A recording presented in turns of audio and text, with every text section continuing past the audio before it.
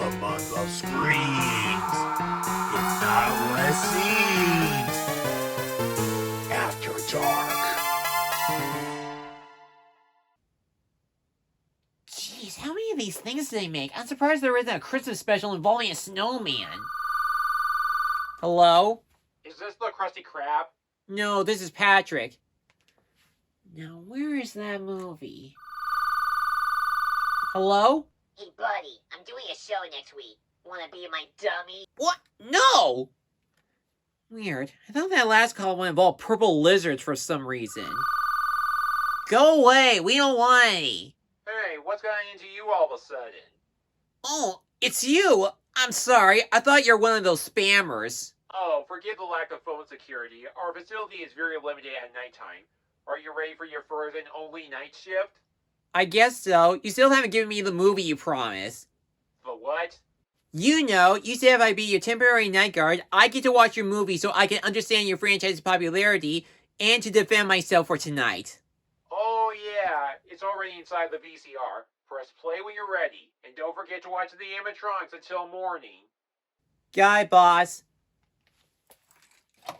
Alright, Freddy. Time to unlock your secrets of success.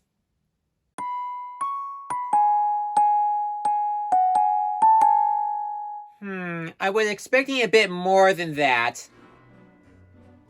Of course I heard about Five Nights at Freddy's from the characters to the horror aspect, but if I can be honest, I have never played a single Five Nights at Freddy's game.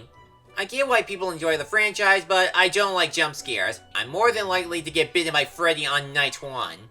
The games are mostly set in a security room where you had to keep an eye on the animatronics inside this Chuck E. Cheese-like pizza place from midnight to 6 a.m. for at least 5 nights. The player's job is to survive the night and prevent the robots from coming inside the security room. If they fail, Freddy and his friends will jump scare you and scream at you at an uncomfortable high volume in front of the camera, indicating that your security guard is dead. To this day, Five Nights at Freddy has grown to be one of the most famous horror video games. There have been tons of Let's Play videos and online theories studying this lore, multiple side games like VR and other spin-offs, books and toys, and many people speculated this sparked a new trend in horror in taking something innocent and childhood-like and turning it into a killer monster. Which is why we had some other popular scary games like Tattletale and Bendy and the Ink Machine, and some unnecessary horror movies like the Banana Splits movie and Blood and Honey. After going through the ladder for several years, it was about time that Freddy would finally enter the mainstream. But why did it take so long for it to happen? The Five Nights at Freddy's movie was in development all the way back in 2015, and it was originally going to be a Warner Bros. Movie, but due to several production delays, Warner Bros. Gave up the rights to the movie. It wouldn't be until 2017 when Blumhouse Production became the new production company. Universal Pictures will become the distributors and be directed by Chris Columbus, but Columbus left the project and was replaced by Emma Tomei. Now for this review, due to never playing any of the games, I will be going over this film from the perspective of a newcomer. The most I know about the franchise is just through some research and fan-made videos. They are helpful, sure, but I don't consider myself a FNAF expert or anything. So this movie will be my first official introduction to this haunted pizza place. Welcome to another episode of The Wonder Reviews. It's finally time to open the doors to this ghostly pizzeria. Let's wrap up Cyber-Wonderland After Dark with the Five Nights at Freddy's movie. It's about a man named Mike who gets a job as a night security guard at Freddy Fazbear's, but during the night the animatronics on stage seem to have minds of their own and have a history of killing humans. So Mike not only had to survive Five Nights at Freddy's alongside his sister Abby and a cop named Vanessa, but also unravel the mystery of the pizza place. As a film based off the video game, it does stick to the game pretty good at the moment. It does contain many references to the FNAF franchise like the characters and maintaining the secrets of the Bite of 87. A dark history that explains everything about how Freddy and the others came to light and why the place shut down. However, that's the only thing that the movie did right. Everything else about this adaptation is so boring. If you're expecting a lot of scares where the characters jump into the camera and scream at you, you're not gonna get any of that. Instead, the movie just wants to turn a horror franchise into a night at the museum comedy. I can see where they're going with this idea and have the moments where the human characters have a chat with the animatronics, and Mike's side plot about finding the kidnapper that stole his missing brother does have some development and backstory. But the jokes here don't really work, and the silly scenarios are too ridiculous even for a FNAF movie. Sometimes you start to wonder that this was an adaptation of that spin-off FNAF world. Another problem with the movie that it doesn't feel like a survival horror genre, which doesn't welcome newcomers on why the games are so popular.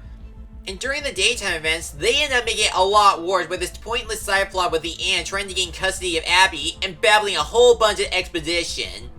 What makes FNAF a successful video game is the simplicity of surviving the night in one security room from a bunch of killer robots. And with each night, it gets more difficult than the last. Here, however, the survival aspect barely exists in this adaptation due to the animatronics not coming after Mike in the security room until the second and third act, and just makes the place easy enough to make it through the night. As you can tell, this movie is not here to impress regular critics or newcomers like me. It only has one target audience only. The fans of the FNAF franchise. Only they can take this adaptation seriously, just to point out the references like the Balloon Boy, the It's Me reference, as well as put in a bunch of YouTube celebrity cameos that actually talk about or even play the franchise. But why didn't this adaptation work as well as, say, the Super Mario Bros. Movie?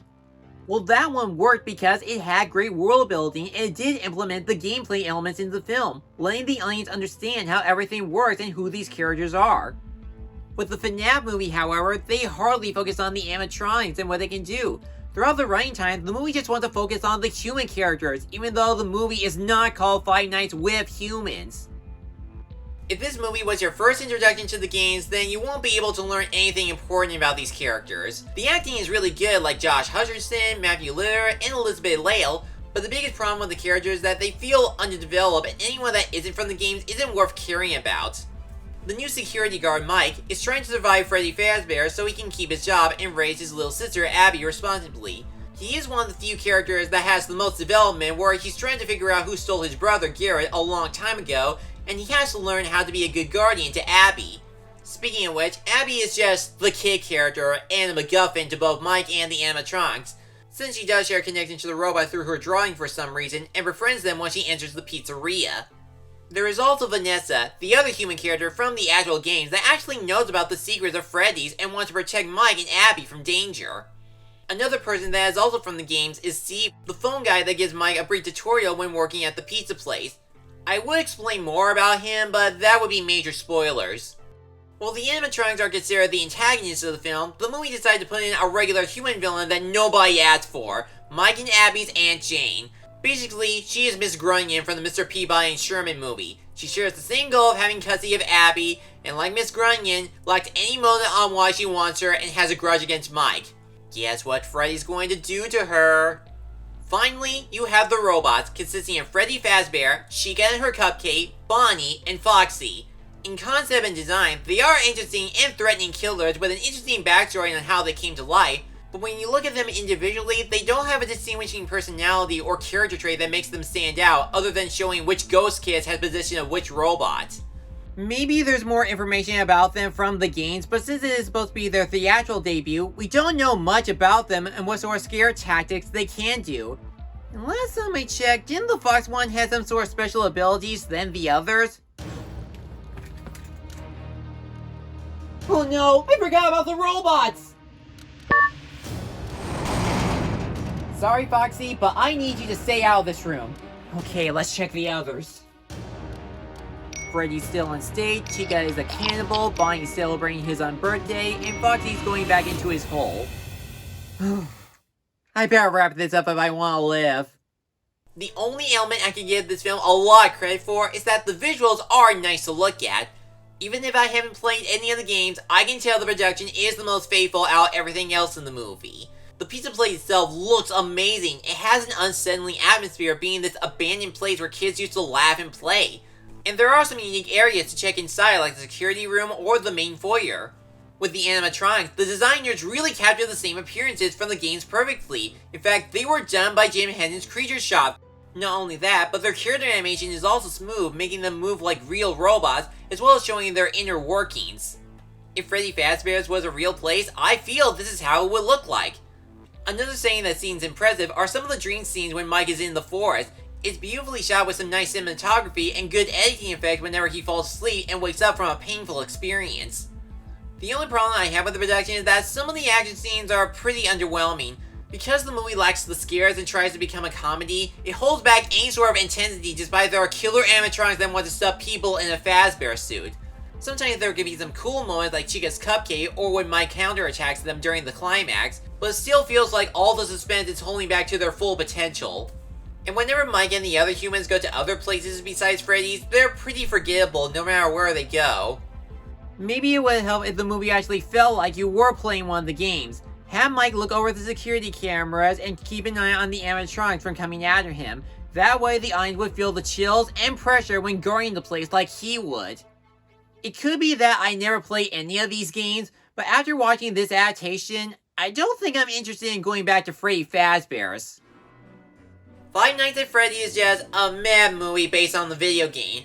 It may give some entertainment to the fans, but it doesn't influence the rest on getting into the franchise.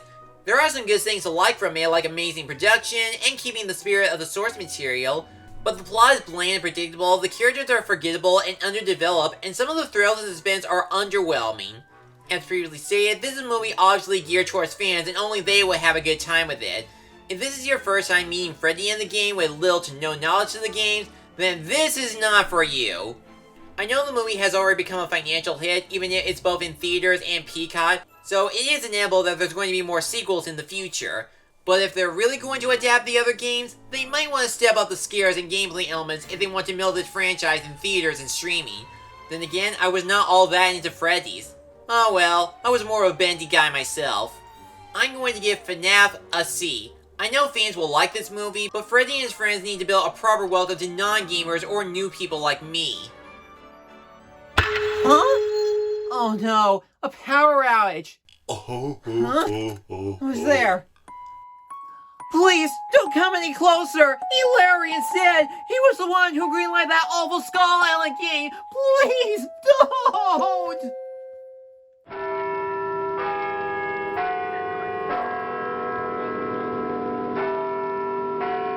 6 a.m. I did it! I'm alive! Woo-hoo! I made it! And not a single element of surprise! Ah! Happy on Halloween, everyone!